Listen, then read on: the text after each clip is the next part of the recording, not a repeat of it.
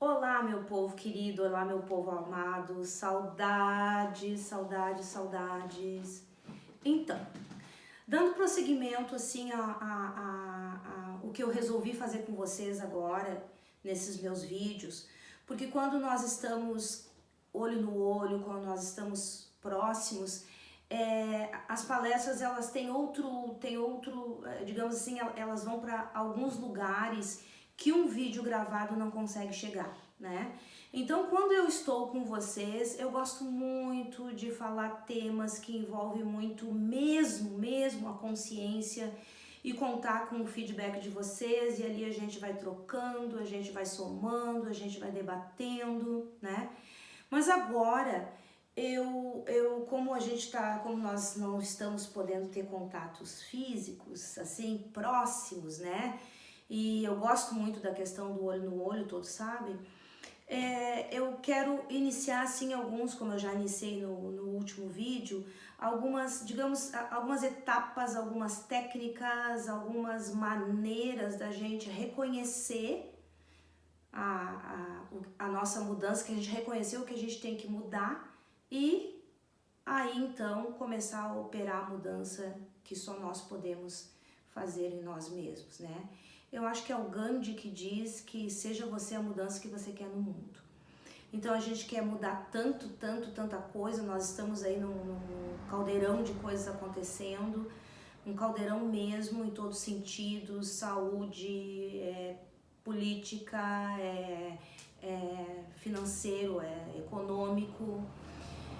Então eu vou hoje colocar para vocês algumas coisas que são bem complicadas de reconhecer. E aí eu vou citar para vocês uma frase de uma música do Ben Harper, que é um cantor americano, e que ele diz o seguinte: a minha fortaleza é reconhecer as minhas fraquezas. Ou seja, eu só consigo me fortalecer a partir do momento que eu reconheço que eu tenho deficiência naquilo, ou que eu preciso de ajuda, ou que eu preciso mudar aquilo. E tem também uma frase que eu acho, que eu não sei de qual pensador que é, eu achei que era do Sêneca, mas eu não sei de quem é, se é do Yang, não sei, que diz que a partir do momento que eu me reconheço como eu sou, aí eu ganho as ferramentas para mudança, né?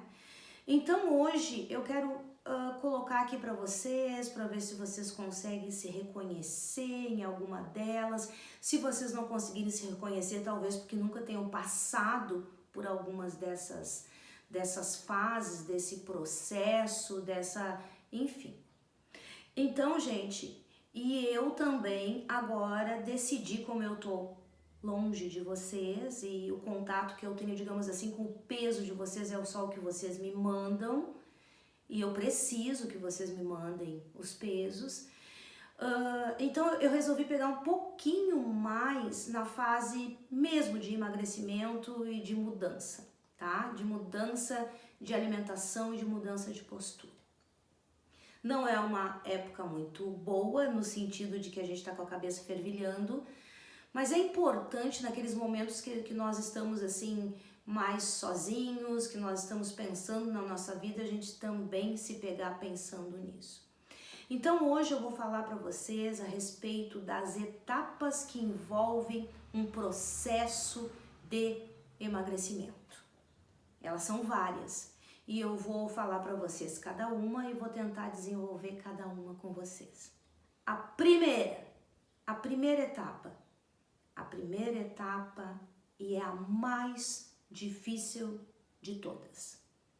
A primeira é a mais difícil, que é reconhecer que está se alimentando errado. Errado. Porque se tu engordou, se tu passou do teu peso, ou se tu, enfim, tu está comendo errado. Ou em quantidades, ou em frequência, ou em qualidade, ou tu tá comendo os teus sentimentos. Uma das coisas que eu gosto muito de fazer é o seguinte: a gente só vai conseguir manter o nosso peso, ficar num peso leve, saudável, a partir do momento que a gente consiga separar os sentimentos dos alimentos, né? Então é importante que a gente reconheça esses erros, assim, né? Até porque o prazer da comida é muito efêmero. São 30 segundos de prazer para não sei quanto tempo na balança, né? Então o primeiro é esse, é reconhecer que tá errado, reconhecer que e eu até ontem eu tive uma experiência assim com a minha filha Gabriela, que ela faz parte de um grupo de asmáticos, né? E é muito legal porque eles estão dando todas as informações para proteção, porque é um grupo de risco. E ela veio me dizendo ainda, mãe, tu acredita que tem uma menina, e eu vou fazer um parêntese aqui para vocês. Gente, a obesidade é uma doença por si só, tá? Ela é uma doença que serve de lente de aumento para tantas outras. E a obesidade, por enquanto, não tem cura. Tem controle pro resto da vida, mas não tem cura. Dizendo isso, eu quero voltar. Aí a menina escutou, como todos, acho que a grande maioria de vocês tem conhecimento, que a obesidade é um dos maiores fatores de risco para o Covid. Porque a obesidade é uma inflamação. E a inflamação é um parque de diversões, digamos assim, para o Covid, né? E então essa menina estava furiosa no grupo, achando um absurdo os médicos dizerem que a obesidade era risco, porque não era risco, era preconceito. Estavam, digamos assim, descriminalizando o obeso. E eu sempre digo isso. Nunca se deve atacar o obeso, a gente tem que atacar a obesidade. O obeso é um ser único, maravilhoso e importantíssimo no mundo. Então a primeira é reconhecer que tá errado. Tanto que nas minhas palestras eu me pego muitas vezes falando alguma coisa e parece que eu consigo enxergar mentalmente as pessoas discordando, né? O segundo é admitir que precisa de ajuda. Esse é muito importante. Admitir que precisa de ajuda. Procurar ajuda, procurar iguais. E esse é o motivo pelo qual eu peço para vocês assistirem os vídeos, continuarem no grupo, escutarem os áudios, porque a gente precisa da ajuda um dos outros e por ali nós estamos conectados. Mas é muito difícil essa segunda etapa, que é admitir que precisa de ajuda. Não, eu consigo sozinha, e eu sempre digo assim, ó, não menospreze o teu inimigo. Sabe quando é que a gente perde a guerra? Quando a gente menospreza o nosso inimigo, certo? A terceira é procurar um método que se adeque a gente. Não adianta a gente querer fazer coisas mirabolantes, por quê? Porque é importante, embora vocês vão pensar assim, a Elô na consciência alimentar diz que ela não dá dieta. Eu não dou. Vocês têm que procurar um caminho, uma estrada, é caminhando que se faz o caminho, né? É caminhando que se faz o caminho. Então procurar alguma coisa que vocês consigam executar para o resto da vida. E existem algumas, eu vou dar um exemplo. Para mim, por exemplo, não poderia fazer low carb, que eu acho maravilhoso quem quer fazer, mas eu não poderia fazer porque sou vegetariana, ia ficar limitadíssimo. Então é um contrassenso. Então a terceira etapa é procurar. Parece tão fácil. Sabe por que parece tão fácil? Para vocês que já conhecem uma alimentação no estilo da consciência alimentar que eu tô passando. A quarta é o emagrecimento. O emagrecimento, por si só, ele é relativamente fácil. Por que ele é relativamente fácil?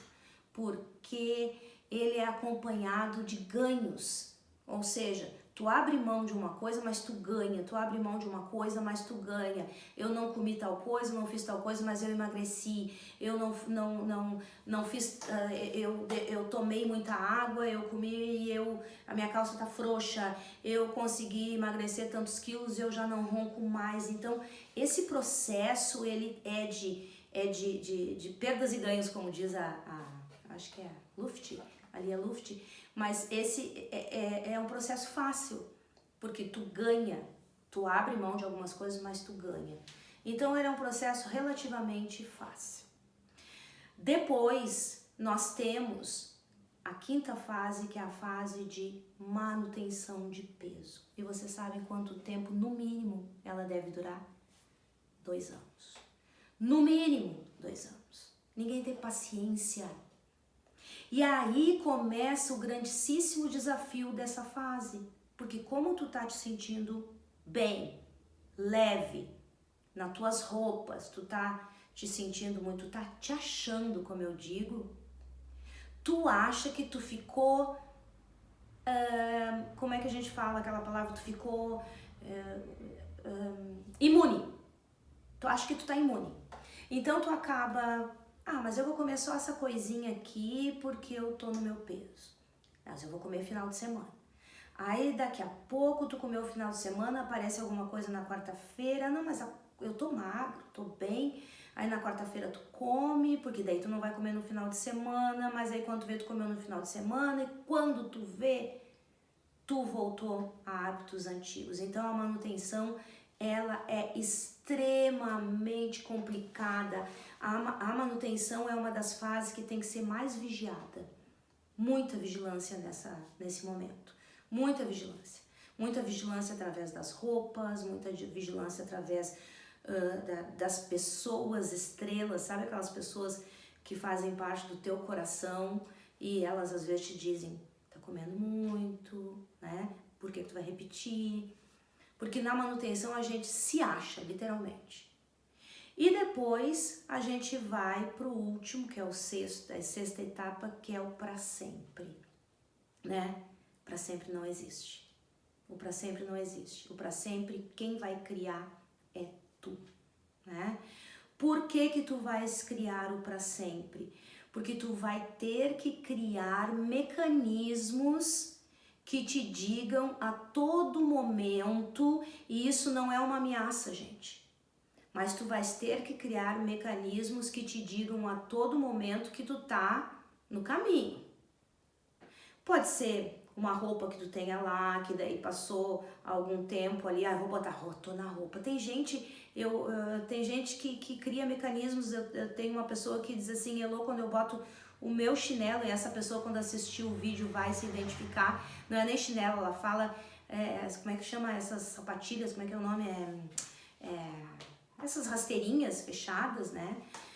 Ela diz que quando ela bota o pé na rasteirinha dela, ela já sabe se ela engordou ou não. Eu sei pelas minhas coxas. Tem gente que sabe pelos braços, tem gente que não sabe. Não sabe. Não tá procurando mecanismos para se vigiar, né? Então, esse para sempre, como diz, eu acho que é o Renato Russo, o para sempre sempre acaba, né? Então, o para sempre é para sempre mesmo. E nunca, gente, nunca esquecendo que a obesidade é uma doença, não sou eu que estou dizendo, levou muito tempo antes, a obesidade sempre era digamos assim, era tida ou vista como relaxamento, falta de atitude, falta de vergonha, ter o olho maior que a barriga, preguiçoso. Eu me lembro que uma vez, quando eu trabalhava sábado, uma pessoa obesa disse assim pra mim, Elô, eu quero trazer algum conhecido. E aí eu disse assim, traz sábado que vem. Sábado ele não vem, ele é muito preguiçoso. Ou seja, entende? A própria pessoa que reclama do preconceito comete também um preconceito. Tem muito isso, a obesidade também é vista, ela não é vista e a consequência da obesidade é visível, o corpo gordo, digamos assim, mas os motivos, eles são invisíveis, que eles são motivos que moram na tua alma, no teu coração. Eu sempre costumo dizer, por trás de todo obeso, por trás de toda pessoa que não consegue controlar o peso, que deixa o peso disparar, tem alguma coisa que precisa ser resolvida que muitas vezes nem ela sabe. Que é aquilo que eu digo sempre para vocês e que eu vou encerrar. o meu vídeo de hoje, né, com essa frase: fome na alma, nenhuma comida no mundo acalma. Não vou encerrar, só vou falar para vocês que identifiquem-se com essas fases, e melhor do que se identificar com essas etapas é entender que tu precisa passar por todas essas etapas para ter o teu peso na palma da tua mão. Certo, meus amores? Então até a semana que vem, eu aguardo vocês no WhatsApp para qualquer dúvida, qualquer pergunta. Sabem que eu tô o tempo todo lá à disposição de vocês, tá bom? Um beijo então para todos.